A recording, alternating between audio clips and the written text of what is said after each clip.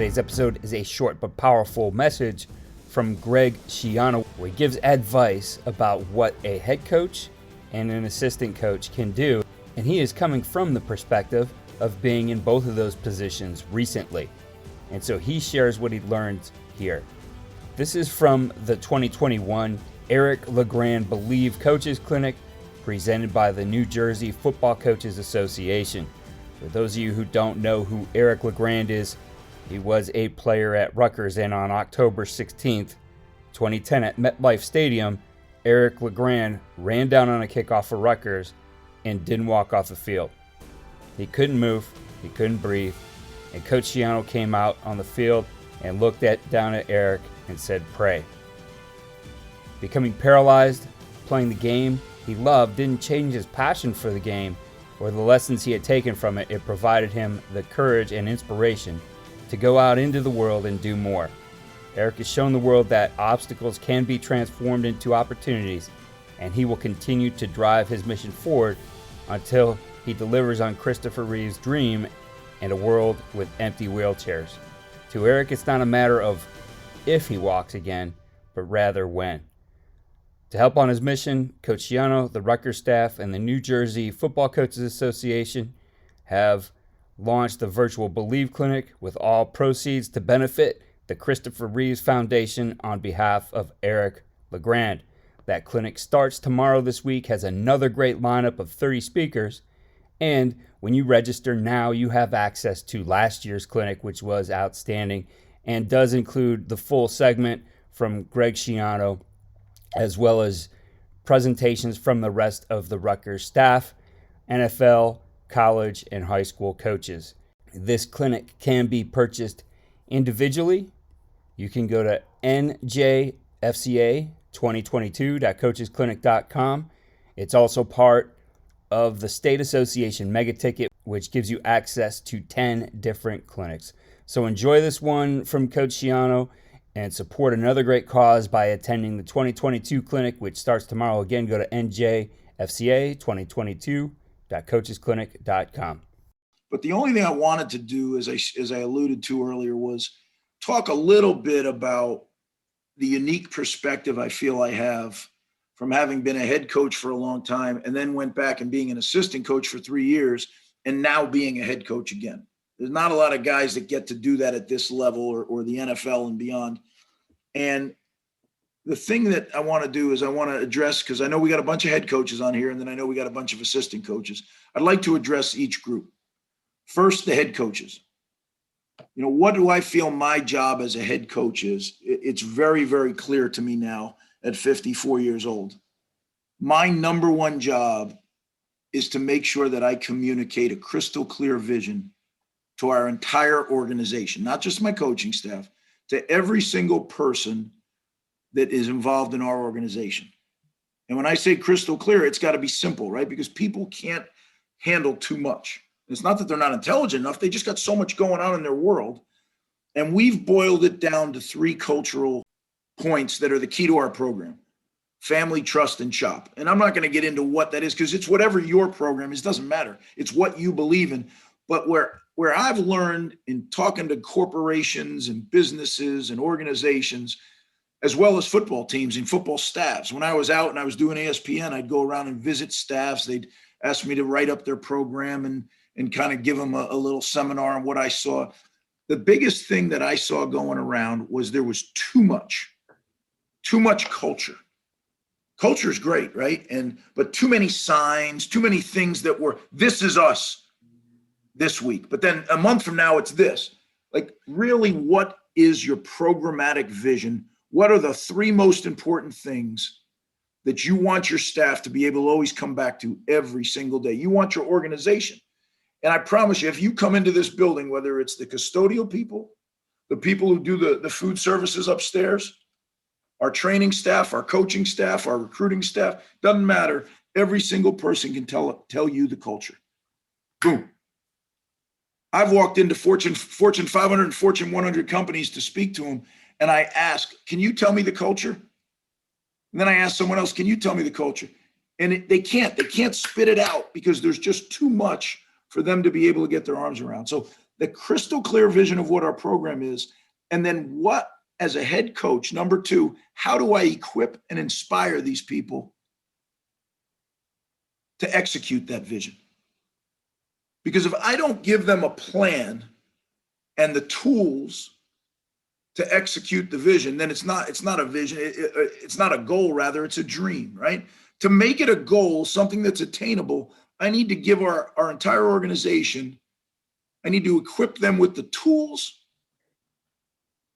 and the plan to get it done. And then I need to continually inspire them, right? By motivating them when things get tough, because they do get tough. We know that. That to me is my main job as a head coach. And then the last part, number three, we call it PAR, post-action reporting. Every single thing we take on, whether it's a game, a recruiting weekend, a junior day, any kind of event, at the conclusion, we do a PAR with the most important parties that were part of that event. And what I want to know is, okay, what did we set out to get done? What was the three things we set out to get done with that event? And did it happen? And if it did, why do you think it happened the way we wanted? If it didn't, why do you think it didn't happen? And I think that sounds very basic, but most of the time we all want to rush on to the next thing, the next game, the next recruit, right? Whatever the next thing is, we want to get going to that. And without going back and saying, okay, why? I think oftentimes we do that old 1 step forward, 2 steps back, 2 steps forward, 1 step back. And inevitably we stay in the same spot.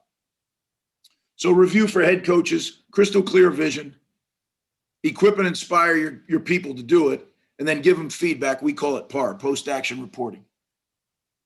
Now let me be an assistant coach. I put my assistant coach hat on.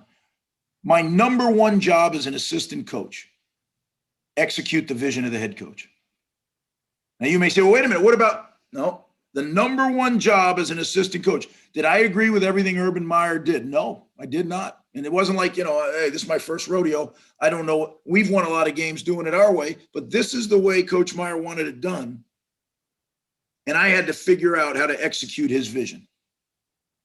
And what I say to our staff all the time, but as an assistant coach, I really tried to do, and I tried to impart it upon the other assistant coaches, you have to take Urban's vision and you have to make it your own. You have to own it.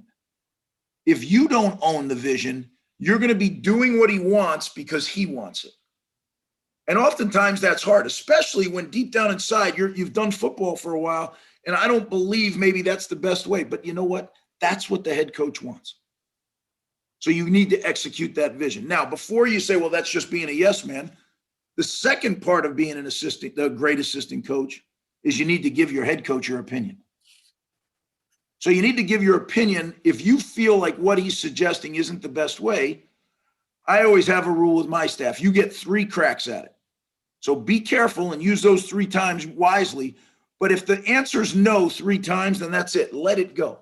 And I tried to live by that. So if I really felt strongly about something, I'd throw it out there. If he said, nah, we're going to keep doing it. Okay, good. Then I had another shot at it.